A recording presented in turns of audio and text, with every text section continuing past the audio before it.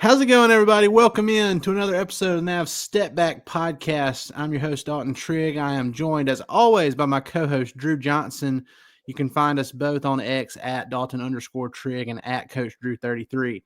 DJ also has a special guest, Mavs Cat, a.k.a. Harles. Look at that thing.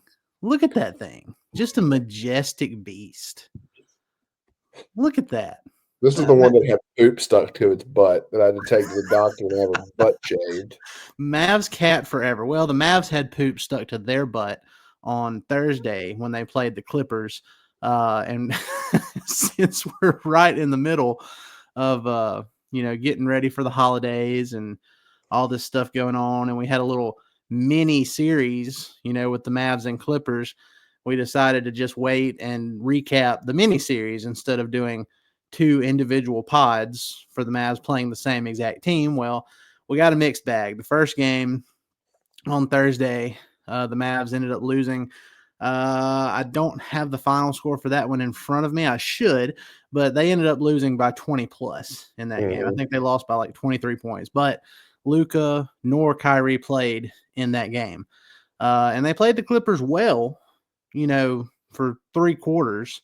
But then, the offense just sputtered down the stretch, and, the defense just couldn't hold up with the offense sputtering the way it was. So fast forward to Saturday night tonight, the Mavs played the Mavs played the Clippers again at American Airlines Center. It was a much different story. Mavs ended up winning 113-97. The Mavs were pretty much in control of this thing from start to finish. Even in the fourth quarter, they were in full control. The Clippers, it was kind of annoying because every time the Mavs started to break away a little bit, somebody on the Clippers, whether it was, Kevin Porter Jr. or Norman Powell or, I'm trying to think of it. I think that was the only two that really – Chris Dunn, I think he hit a couple of threes in this game. So, they kept it close, but in the end, the Mavs were able to pull away with a very comfortable win, and they improved to 18-10 on the year. So I said we were going to recap the miniseries, but really, Thursday's game didn't tell us anything about this team other than they're going to play hard no matter what. But obviously, when you're missing your 2 Hall of Fame backcourt players, it's not shocking that you lose that game. It's unfortunate. Kyrie had a shoulder thing going on, and Luka has a heel contusion. But at least we got one of those guys back tonight, and it worked out well. The Mavs, they showed us some really good stuff. We'll talk about some individual performances, but it was really well balanced across the board. Mavs had 8 players in double figures, led by Quentin Grimes, who had 14 of his 20 points off the bench in the fourth quarter alone. It was a Q-dot takeover in the fourth quarter. So we'll talk about his performance and other guys' individual performances, but just overall, what did you like from the Mavs tonight? Just about both games, I thought that the defense was good. I mean, I thought we did a really tremendous job on both ends of the floor. I thought it was better tonight. For a little while there tonight, it was a little bit of a rock fight, especially in the first quarter. Nobody could get anything going, but I thought we did a really good job on their big time scores. I thought we did a good job on Powell. I thought we did a good job on Harden. I thought we did a good job on Zubac. I really thought we did a really good job of packing the lane on him and making his life difficult and really limiting his effectiveness. I thought we did a good job on the glass, specifically on the offensive glass. The Clippers are the best defensive rebounding team in the league, and they didn't look like it tonight. And a lot of that was because of Derek Lively, and Daniel Gafford off the bench, and hell, even PJ Washington chipped in. So, yeah, I thought it was a really good showing. Offensively speaking, things could have been better. I mean, how many shots did Kyrie Irving miss tonight? It was a lot. He was 6 of 25. Missed 19 shots. Yeah, 6 of 25. Slightly rusty, but just having his presence out there was good. He only had 1 turnover, so he was literally just missing some shots that he normally makes. So Yeah, well, I mean, and that honestly, it could be the shoulder thing bothering him a little bit. That does Right. play a factor. I don't know which See, shoulder it is. seems to be if your if your shoulder is hurting it in basketball, seems like that might affect your shot a little bit. Oh, So especially if it's your shooting hand. Like if it's on the same side as your shooting hand, it can tremendously affect what you've I'm got gonna going try to on. look that up while we're talking here because if it is his shooting shoulder, then that would make a lot of sense. It would. But no, I mean, every other aspect of his game was great tonight. He couldn't throw it in the ocean. But you're right. It's something to be said about having a guy out there that draws so much attention, and he does. And it opened up a lot of things for the rest of the team. I mean, how many people did you say we had in double figures tonight? 8? Yeah, That's pretty 8. good. I mean, that really just kind of speaks to how deep this team is. I know I sound like a broken record, but when things are working the way that they should, this team is incredibly deep. Might be the most deep team in the NBA. I agree. And look, I mean, out of all you talked about the boards in this game, uh, Quentin Grimes, who, as we mentioned, had 14 of his 20 points in the fourth quarter, had 7 rebounds, which was Wow. tied for second most for the entire team. Derek Lively had 11 and a double-double, 11 points, 11 rebounds. PJ Washington had 7 boards, and then Quentin Grimes right there behind him with 7 of his own. So, overall, really good rebounding performance in this game from everybody. I mean, it was a team effort. I mean, look at the scoring across the board. Starting lineup: PJ Washington, 10 points. Derek Lively, 11 points. Kyrie, despite missing 19 shots, 15 points. Dinwiddie, 15 points, and was getting to the line, Yeah. 6 of 6. Klay Thompson, 16 points, and had a massive 3 in that fourth quarter at one of those periods where the Clippers just wouldn't go away. And he had a massive 3 to give them out. I think it was either a 9 or 10-point lead with under 3 Yeah. minutes left. It was at 6, and then, like, after he made that 3, it went to 9. It was massive shot from Klay. That's why you bring in a Klay Thompson. 6 of 9 shooting for him and 4 of 6 from 3 in 24 minutes. So good stuff from Klay tonight. Klay had 4 steals. Wow. Yeah. He was getting after it. And then on the bench, your 3 double-digit scores, you had Najee Marshall, who didn't have a great, he was out for several games with a respiratory illness, and he made his return to action in the first game against the Clippers on Thursday. I think he ended up shooting like 4 of 12 in that game. So he really wasn't himself. Now he got back to it in this game in 21 minutes off the bench, shot 4 of 8 overall, hit 2 of his 3 threes. And had 12 points, 3 rebounds, 2 assists, and a steal. So Mr. Swiss Army Knife looked more like himself after knocking some rust off in that first game against the Clippers. And then you had Daniel Gafford with 13. And again, Quentin Grimes, your team leader, with 20 points. So just overall, really good, balanced scoring. Everybody ate. It's what you like to see, especially when Luka's out. It's when Luka's out, you almost wonder, like, well, is there going to be enough shot creation? Is there going to be enough spacing for guys to get their shots off and have a nice flow in the offense? And so far this season, that has been the case. Without Luka, let's see, I want to say that's 6-2 now this season without Luka. I have to look up the exact stats, but I know it was 5-1 at one point, and then I think these last 2 games are the only 2 games he's missed since the Mavs went 5-1 without him. So don't hold me to that if you're listening to this, but I'm pretty sure the Mavs are 6-2 now when Luka doesn't play this season, which is crazy. I mean, we've been praying for stuff like this, DJ, and it's finally happening. So Well, it all comes down to roster design and personnel. I mean, we talk about, spacing and being able, like, to have, the space to get your own shot. Well, these guys, they know how to manufacture space. Like Quentin Grimes can create, Najee Marshall can create. Klay Thompson, I've been impressed with Klay. Klay can actually do some things off the Man, dribble that I had no idea he was capable of. Kudos to man, Klay. the first half or like the first 3 quarters of that Clippers game on Thursday, when both Luka and Kyrie were out, Klay was playing the point and he was Mhm. doing stuff. I was just like, wow. Yeah. The guy, he's got a really exceptional IQ. He may not be like the most amazing ball handler, but he's serviceable enough to get to where he needs to get on the court. Um, you've got a bunch of guys out here that can create for themselves and others, and that's really what you need in order to be a championship caliber team.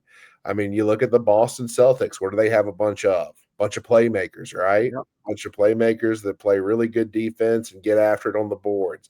And you're seeing a lot of that with this team from top to bottom. Dinwiddie's an excellent creator. Um, and I will also say Dinwiddie is at his best whenever he's getting to the rim and getting to the free throw line. But I'm gonna tell you, like, probably the most impressed I've been with anyone that we have brought in so far has probably been Najee Marshall. I know that Grimes had the big night tonight, but there's just something about Marshall's ability to get paint touches consistently, and it drives defenses up the wall. He is, dude. I remember, and I said this. You remember me saying this when the Mavs signed him? I was so happy because he's always been underrated. Like, Mhm, especially those last 2 seasons in New Orleans, Najee Marshall was very underrated. And I remember every time, I'd go, I try to make it to New Orleans to watch the Mavs play the Pelicans every time they're down there because they're an hour and a half away from me. But every time I would go down there, like, he is just, if he's a guy that you're playing against, you hate him because mhm. he's such a pest. But when he's on your team, he's just a luxury to have. And he's really upped his game now that he has better players all around him, which we see often. Guys don't fully live up to their potential until they get in situations like that. And that's what we're seeing with Najee Marshall. So, I mean, very happy for him and, what he's been able to bring to the table. But yeah, I agree with you. He's been such a luxury to have. And, the Mavs have him for at least 2 seasons after this one. So, I think we're going off topic slightly here because this isn't Mavs Clippers related, but I mean, I'll be really interested to see how guys like Quentin Grimes and Najee Marshall match up against the Celtics Yeah. because we saw in the finals, that's some of the weakest links that the Mavs had, because guys were so limited offensively. Derrick Jones Jr., as good as he was last year, didn't come up big in the finals. Josh Green, Tim Hardaway Jr. Was basically out of the rotation except for that one game where he scored a bazillion points in garbage time. I ain't So gonna hate that. That's probably what got us Quentin Grimes is the fact that they saw that he did that, and they were like, "This guy can still do stuff." Jokes on them, but but I mean, I mean, how do you see Najee Marshall specifically, and really those other guys too? But how do you see Najee Marshall helping us against a team like the Celtics, who we struggled against in the finals? I think he's got the physicality and the length to really bother a Derek White or a Drew Holiday, and I really think that's what you're going to see him matched up against. Um, yeah, I could see him coming off the bench, maybe matching up against maybe Jaylen Brown. I could see that. I could see Jason Tatum. The guy's really versatile defensively. But if we're comparing apples to apples, we're comparing him to other, to the Celtic star role players, right? And I think that he has a similar impact. I really do, if not more so. He may be better than those guys. Um, that may be a little bit of a stretch, but we won't know until we see it. But I think the upside is there. I really do. Oh, And yeah, and look, he as good as he's been, there's still room for him to be better because so far this season, in 24 minutes per game, he's averaging a career high 11.8 points. He's shooting just 30.5% from three, but he's shooting a career high 53.6% from the field. Yeah, and also, I don't really put too much stock in that 3-point percentage because he got off to such a horrible start this year from Right. 3. They brought up a stat in tonight's game. Since then, since he got on track, he's shooting some astronomical percentage from 3, if you don't count those first few games. So no, he's been incredibly efficient. He's been incredibly effective on both ends of the floor. So not sorry to interrupt, but Najee over his last 10 games is averaging 15.5 points per game, shooting 55% overall and 41.2% from 3. Which is that's pretty good. That's pretty good. He's the real deal. And we haven't even talked about Quentin Grimes really in that respect. I think Quentin Grimes is a similar situation. I think he's incredibly physical. He can get you rebounds just as we saw tonight. Really good defender, really good 3-point shooter as we saw tonight. And whenever he gets hot, it's a lot to handle. So you kind of get the feeling that these guys are kind of, really gelling together. Like we said, they were going to have to do, but they're gelling together. They're kind of getting into a rhythm. Things are starting to come a lot more easy. The shots that they've been hunting this entire time are finally showing up consistently, and they're consistently knocking them down. One that really, has kind of hit home for me has been PJ Washington in that corner 3. It's finally falling for him. Yeah. Finally. And he's actually been incredibly effective from out there. He only scored 10 points tonight, and that's about what he averages really. But they're big buckets, they're key buckets, and you can't overstate the significance of timing. So,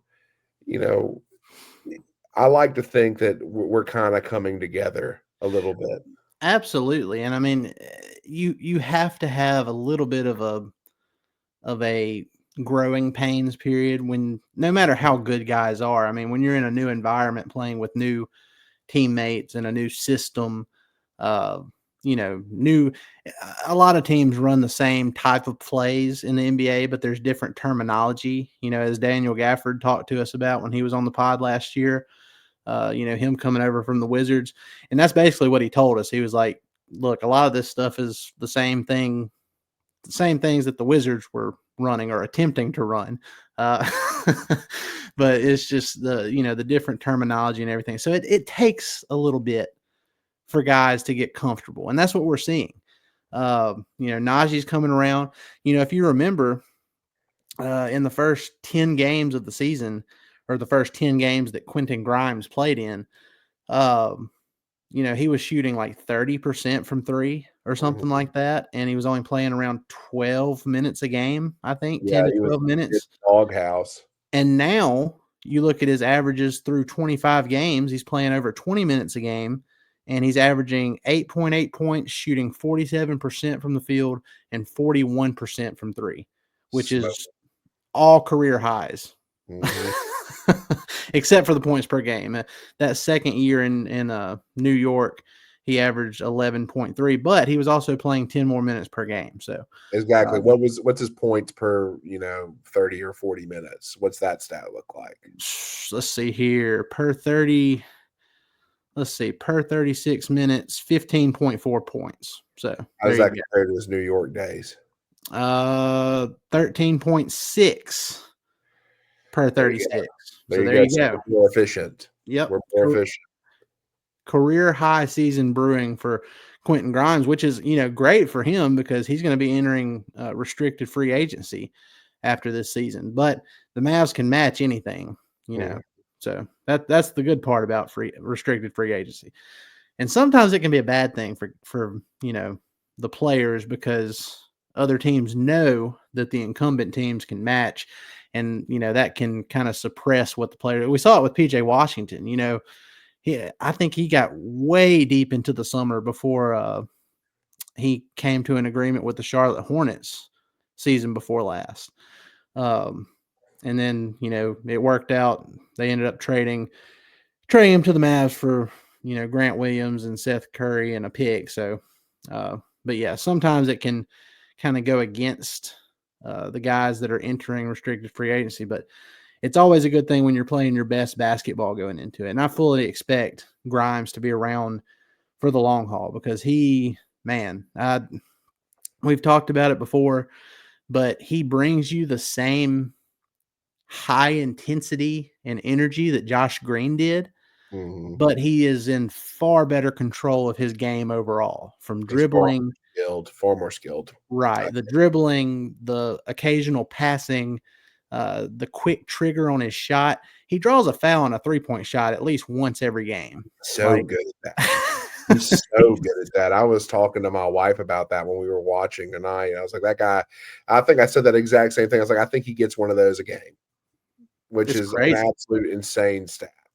He jumps so high, and then he has such a quick release that guys trying to defend him, they have to act quick if they're going to do something, and then they just get in trouble. They get too close to him, or they get their legs in his landing space or something like that, and it's just too late. So, hey, we'll take it. They have to commit super hard on the closeout, and sometimes they overcommit, and I mean that's when you get those fouls called. That they really start overcommitting whenever he knocks down a couple in a row, like he did tonight in the fourth quarter. Whenever he scored like 6 straight, then they got the foul on him. So, Yeah.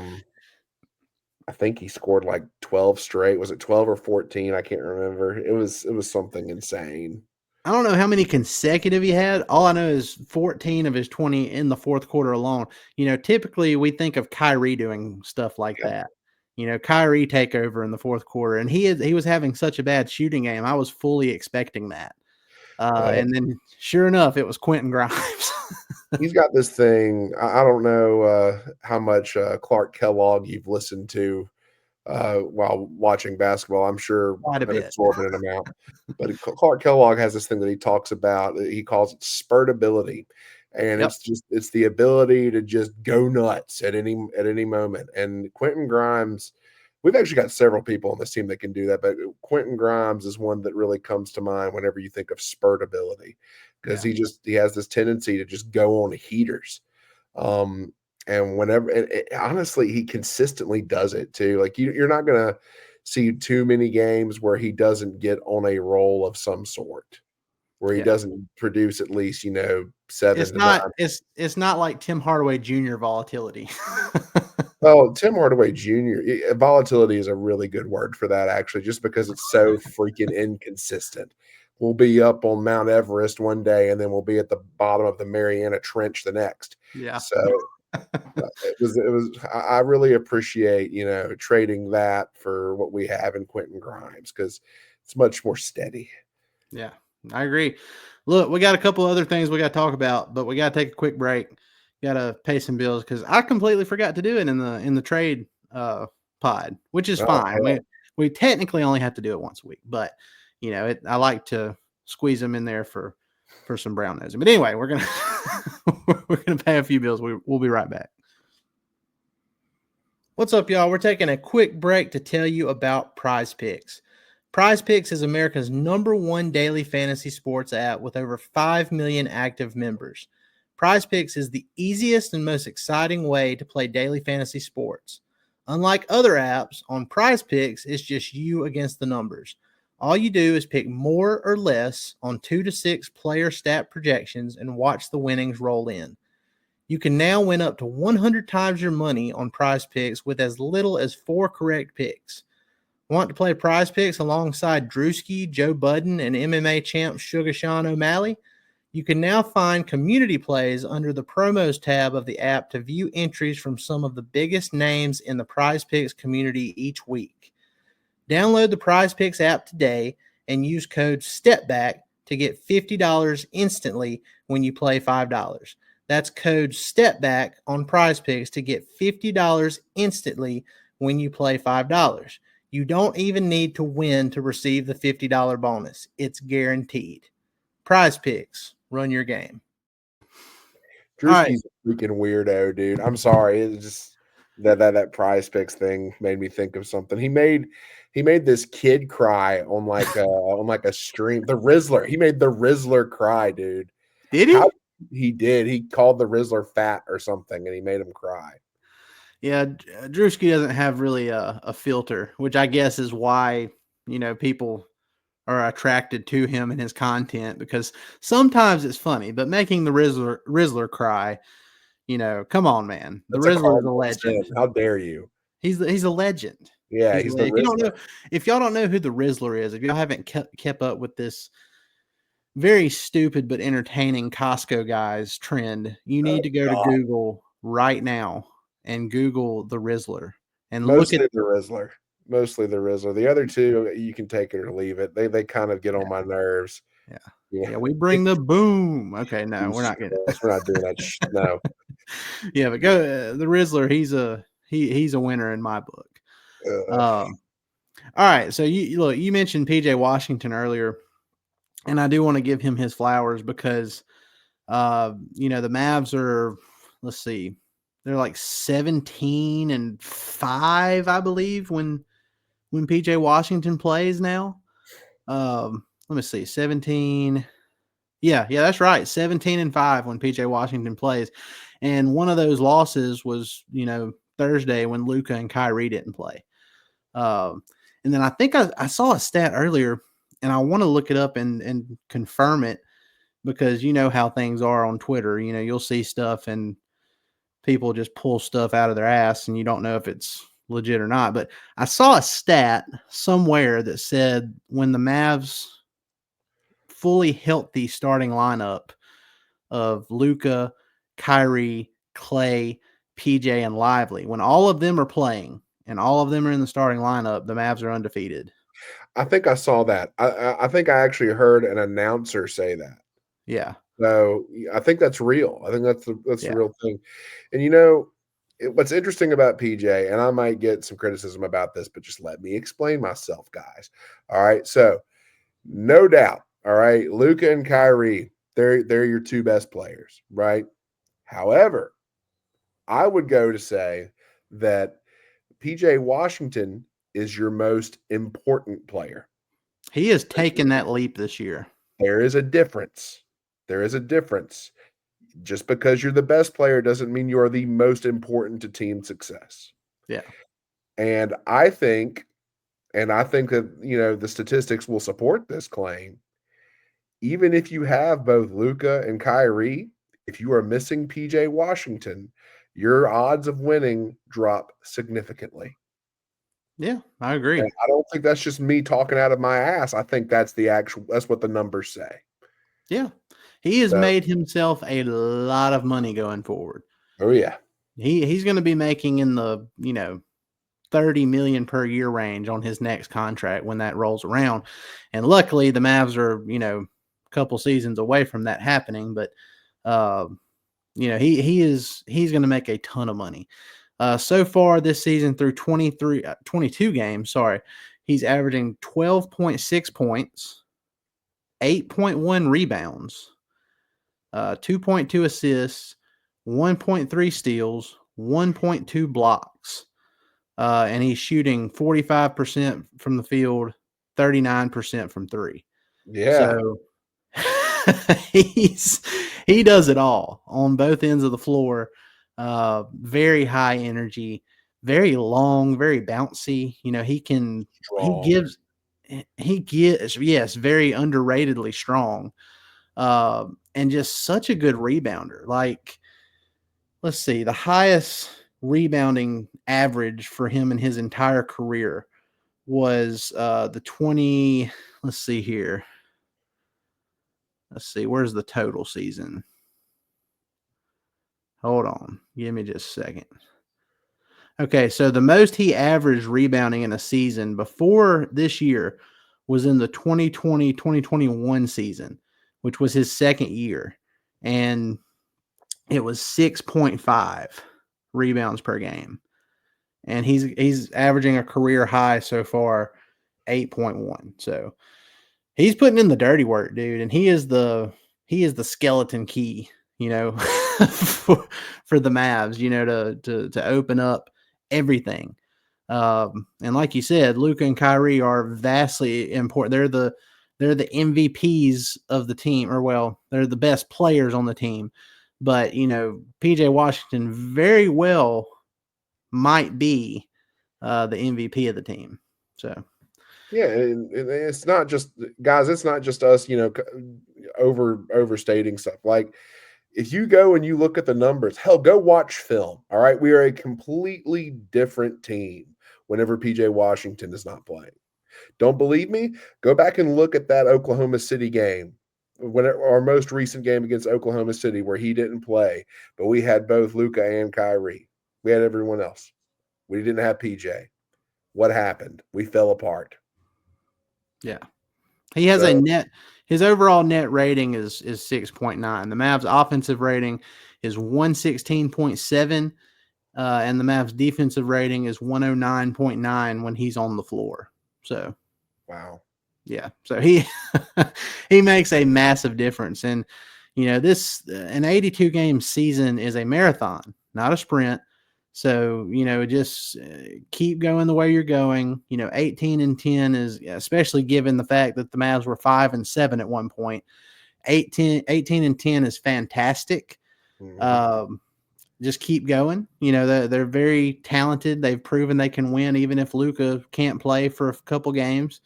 And just try and pace yourselves and get to a point where when you get to March and early April, that you're in a comfortable spot in the top 4 in the West, and you can rest guys and have everybody completely healthy to start the postseason. If that happens, then this team has a great chance of going back to the NBA Finals. Oh, yeah. Because they match up.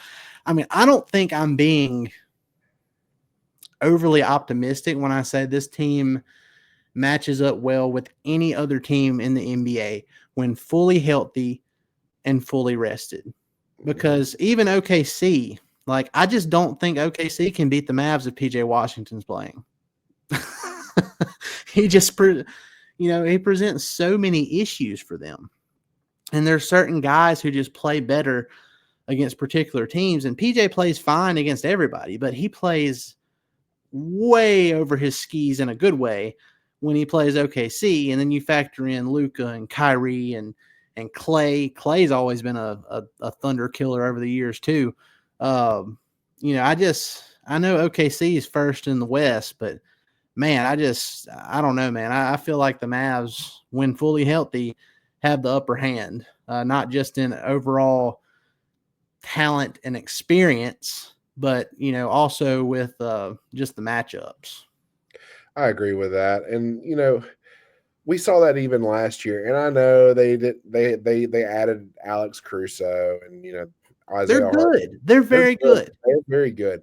But I do think that top to bottom we have the better team, and I do think that top to bottom we match up way better. And it really hurts that they're probably not going to get Chet back for the rest of the year. Yeah, I know they say they're hopeful that they're going to get Chet back, but man, that hip stuff is very rough to come back from. I would be shocked if he comes back.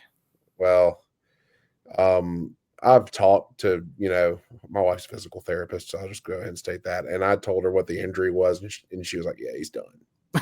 Yeah. For a 7-footer to have that, and look, let's be honest. Even if he comes back, it's going to be very late in the season, and it's going to take him a long time to ramp up. He's going to be weak. He's going to be so weak. Yeah. So I mean, I'm with you. I don't think he's coming back for the rest of this year.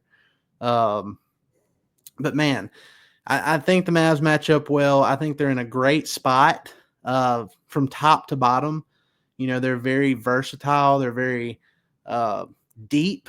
But, like we have talked about many times over the last several weeks, the only spot they need to really consider looking to upgrade at the trade deadline, and it doesn't even have to be a massive kind of trade, just some kind of spot to upgrade, is the Maxi Kleba spot, the backup 4.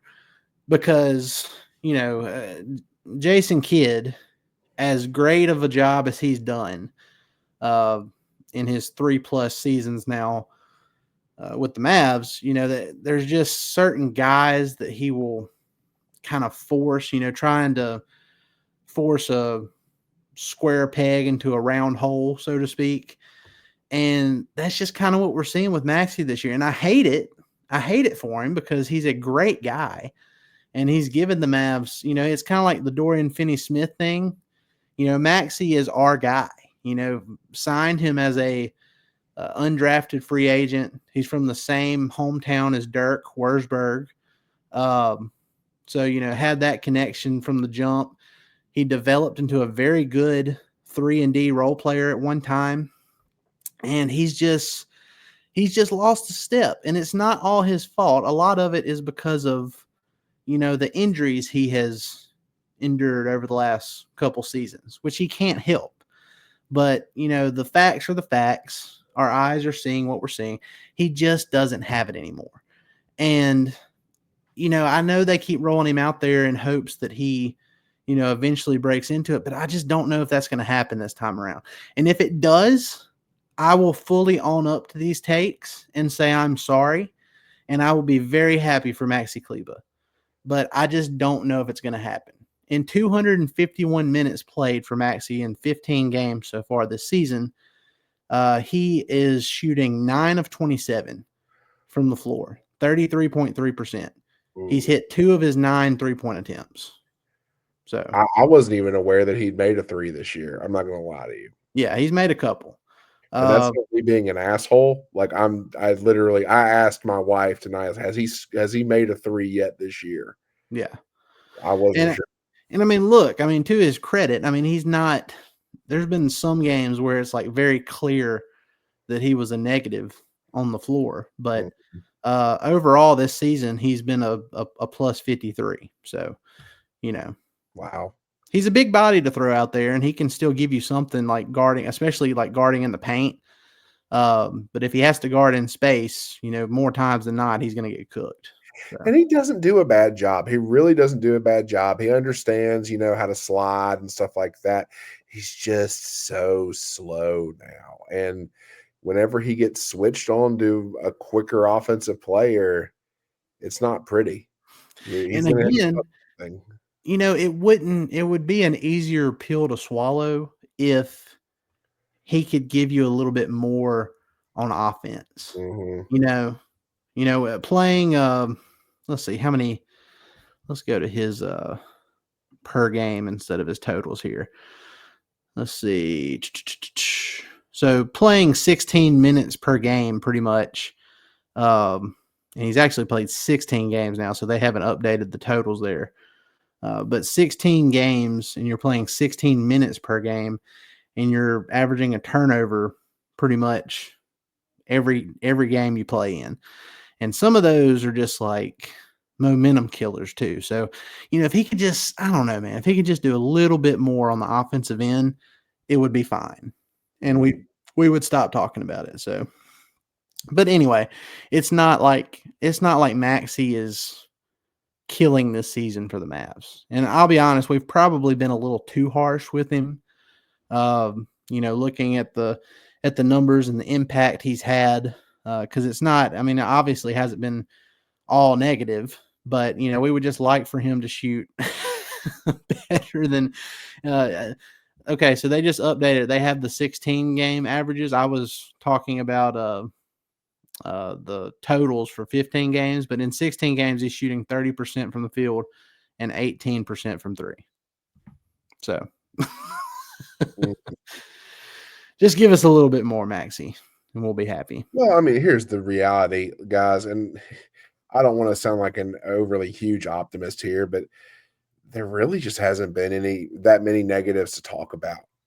Honestly, Maxey and the backup 4 spot is really the main point of concern currently. Yeah. So, that's the way we can get better. The more I think about it, and this is just pure speculation on my part, but the more I think about it, the more of Maxey plus Jaden Hardy plus maybe a second round pick for Dorian Finney-Smith, that probably makes the most sense of any other trade we've talked about in recent weeks. You know, um, just in my opinion, I feel like that would fix every issue.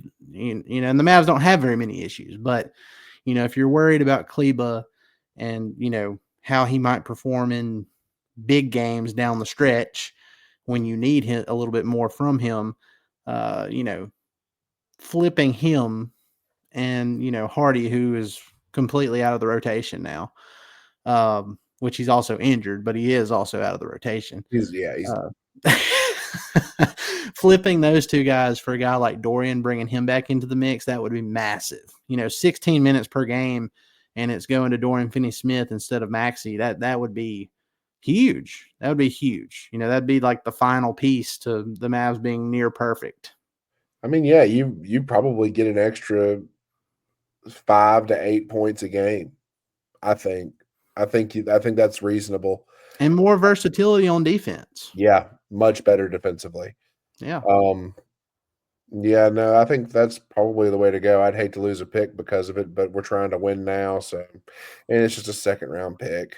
Yeah, as long as again, I don't know how the Mavs front office feels about it, but I feel like it's a principle thing with Dorian and giving up a first round pick because that's the rumors out there. The Nets want a first round pick and a young promising player. Well, it's like, well, how about a young promising player, a second round pick, and Maxi Kleba?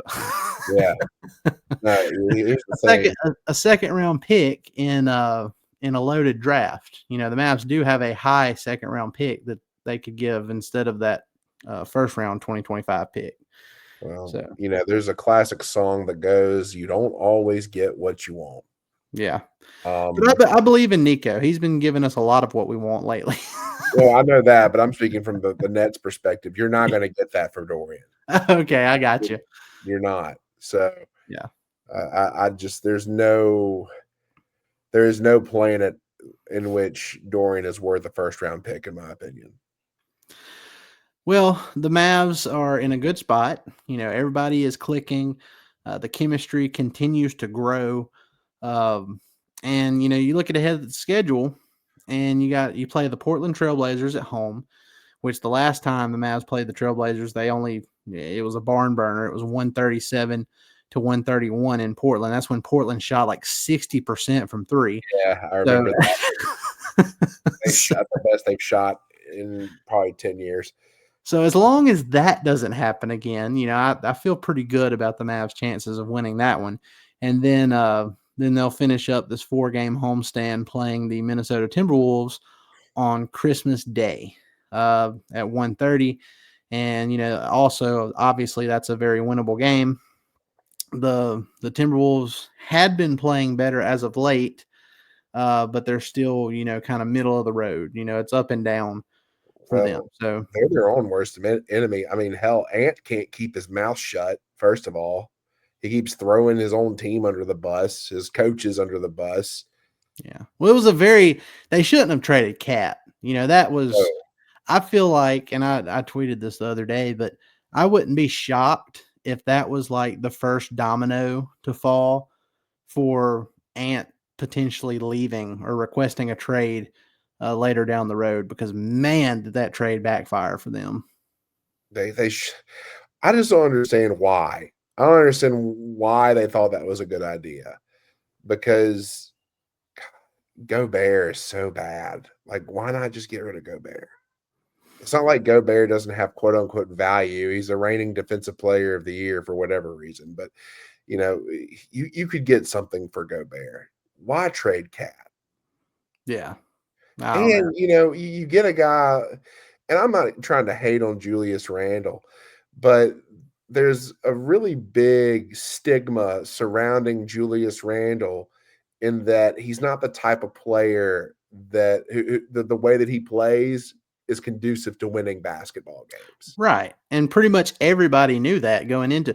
Now, if you take him and put him into a backup 4 role, like what we've talked about. Right. Like in a reduced role, but that's not what they're doing with it. Exactly. So it doesn't work. I don't know. I watch what they're doing, and I'm just so thankful that the Mavs front office is not like the Minnesota front office, because this now, to their credit, they made a Western Conference Finals appearance last year, but all of this started when they pretty much traded the farm pick wise for Rudy Gobert when Rudy Gobert was with the Utah Jazz, and that's really limited what they can do going forward, in my opinion, unless No, they they're do screwed. unless they do trade Ant and then they get somebody else's farm and then they just completely rebuild. So, Well, yeah, that's what it's going to take. And you got to wonder if Ant kind of sees it as a sinking ship. But even if a sinking ship or not, they're still competitive. And the things that he's saying right now, like they're not things that you need to say to the media. They're things that you need to say in a locker room, in a players only meeting, or yeah, in a team meeting. You don't air your dirty laundry on national television. yeah, And he's young, he's dumb, he's going to do that, but it's just that's not what you like to see from the person who is quote unquote the face of the league now, or who's supposed to be the face of the league. yeah. That's He's a very loud personality. That's part of yes. the package with Ant. Is like even like that movie with Huncho Hernan Gomez or whatever and Adam Sandler on Yeah. Netflix. That was the same. That character he played on there is actually him. Yeah, absolutely. So, yeah. So, and speaking of sinking ships, have you seen the stuff with the Sacramento Kings? Yeah, they're getting rid of De'Aaron Fox. Yeah. Rich Paul and Clutch Sports had a meeting with Kings management here recently to talk about the future of the Kings. And after a loss to the Lakers tonight, the Kings dropped to 13-16. So yeah, we'll see what happens there, because he hasn't made De'Aaron Fox and the Kings haven't come to an agreement on a contract extension. I was always of the impression that if the Mavs ever did decide to move on from Kyrie Irving, that De'Aaron Fox would be a great younger replacement to do that. But let's be honest, I think Kyrie Irving's going to end up retiring in Dallas. So, And he well, should. I mean, I'm fine with that. yeah, I mean, especially given the depth that this team has, I mean, he's not going to have to overexert himself in his twilight years. So, Yeah. and I think his game is going to age well. So, Mhm. but Well, he's the most fundamentally sound player in the league right now, I think. yeah, Best footwork in the league, best handles probably in the history of the game. That stuff doesn't leave you. That's all. That's just work. I mean, that's all that is. It's not athleticism. It's not God given. He took that. So, I think he'll age well in Dallas. I really do. and then I'm talking about all these other games just to kind of recap this pod and give people a little bit of insight of what's going on around the league. But speaking of Anthony Edwards and the Timberwolves, like we did a while ago, they fell to the Warriors tonight, 113-103. So the same team, the Mavs dropped 143 points on the other day. The Timberwolves were only able to muster up 103 points, and they fell to 14-13 on the season. So That should tell you. That tells you a lot, man. That tells you a lot. And for further perspective, the Warriors just got smoked by the Grizzlies. oh my God, they lost by 50 plus. No, absolutely annihilated. That was crazy. I think I actually I posted about that too. I know I texted you and I was like, you want to see what that Mavs Warriors game would have looked like, the final score, if Lindy Waters and Draymond Green didn't shoot threes like Steph. Dude, Draymond Green put up a Tony Snell.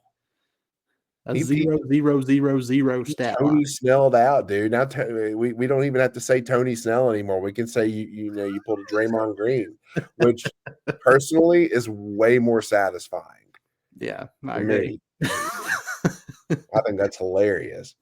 last non-Mavs nugget of the night.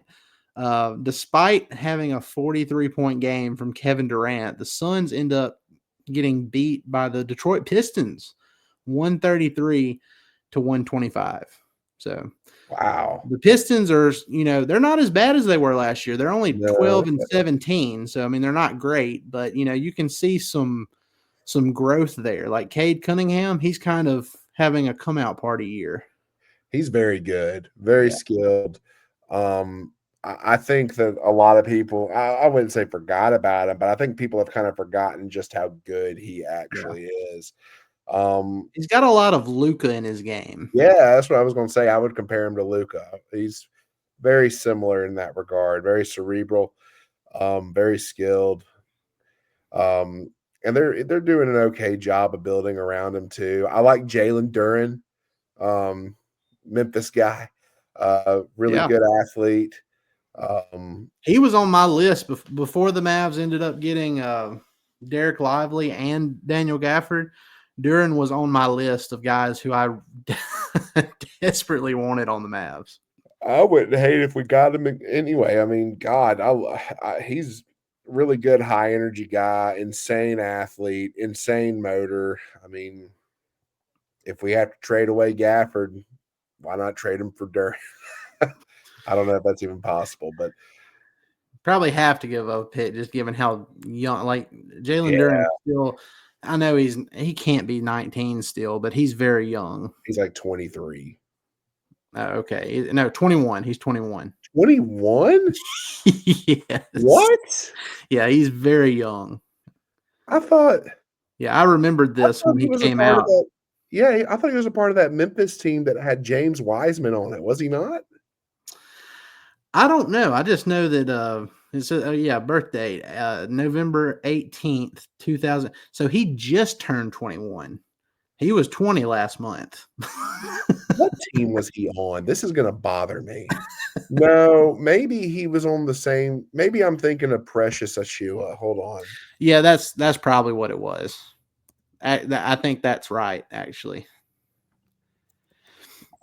I think that's right. Hold on, guys. This is gonna bother me. Another random note while you're looking that up, but the Cleveland Cavaliers have been just unconscious this season. Like what's going on in Cleveland? They're 25-4. So James Wiseman was there in 2019. What year was Duran drafted? It would have had to have been 3 years. This is his third season, right? Yeah, I guess. He was in the 2022 draft. Oh, Yeah, yeah. No, I got my people mixed up. It was definitely Precious Achua that was but with Memphis at the time of James Wiseman. but anyway, if you've stuck around for all of this stuff, you are a true basketball sicko, and we appreciate it though. This is what's fun. We get into a lot of. I like it when we get into some different stuff other than Mavs because I think a lot of people like having a little bit of a feel for what's going on around the rest of the league. And like I said, the Cleveland Cavaliers being 25-4 is insane. Uh, 3 of their 4 losses have come on the road though, and I'm going to be in Dallas for that January 3rd game. Oh, After New Year's where they're playing the Cavs, and I hope the Mavs get a little bit of justice and repay me for that game I took my nephews to after Christmas last year when Karis LeVert decided to turn into Michael Jordan in the second half of the game. I think the Mavs were up like 13 points late in the third quarter and still ended up losing by 3. It was an awful fourth quarter collapse. So you owe me one, Mavs. beat the Cavs on January 3rd. So well, hey, no matter what, you're going to Miso Maya for lunch. So absolutely love uh, that place. Oh, it's place so is so good. good. Place is so That good. and Amy and I, the one of our lunch places we like to go to when we're out there is the Grilled Cheesery. Oh, Man, it is or no, not the grilled cheese, the Dallas Grilled Cheese Company. Grilled Cheesery is in Nashville. Sorry. Uh,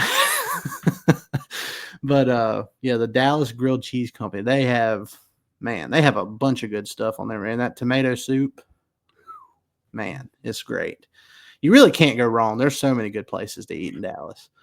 Um, and Pecan Lodge, always Pecan Lodge barbecue. Next time me and you go out there, I mean, everybody who lives in Dallas knows this already, but I don't think you haven't been, have you? Not to the Pecan Lodge, no. Okay, well, next time we're out there, my treat, because man, it is fantastic. No, I've only been to Dallas once, and it was with you for your bachelor party. Fun times, even though the Mavs lost to the Suns in that game we went to. Yeah. But guys, look, we appreciate it. We've rambled for the better part of an hour here now. Mavs on the right track. They're 18-10. They've won many games here lately.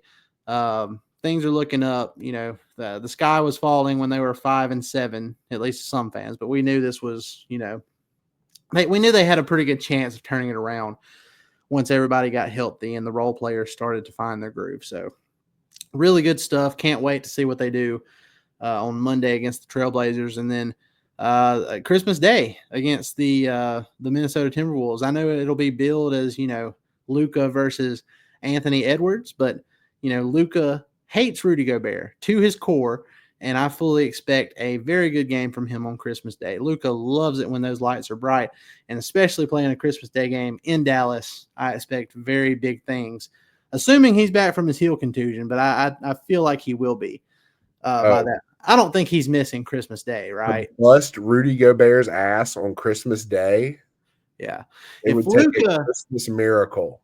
Yeah, if Luka misses a Christmas Day game against Rudy Gobert, that heel contusion is serious. It's super serious. Like we might need to be very worried if that happens, but yeah. That'll be like his favorite present is to drop 50 on Gobert's head. That'd be incredible. That'd be better than any other, present I could ask for. So, oh yeah, I would love it. Last year it was a 50-point triple-double in Phoenix, correct? Yeah. Here it comes, coming right for you, Gobert. You're ready, Rudy. Well, guys, we appreciate it. Be sure to go like, rate, and subscribe on your favorite podcast platforms, including YouTube, Apple Podcasts, Spotify. Leave us reviews, leave us comments, leave us likes. We greatly appreciate it. You all make this worth doing. So, we enjoy talking about the Mavs, and we enjoy bringing Mavs coverage to you every chance we get. So, unless something weird happens, we'll be back on here Monday night to recap Mavs Blazers, and then we will be gearing up to see what the Mavs do on Christmas Day. So we appreciate it, guys. Y'all have a great one. We'll see you next time. Say bye-bye.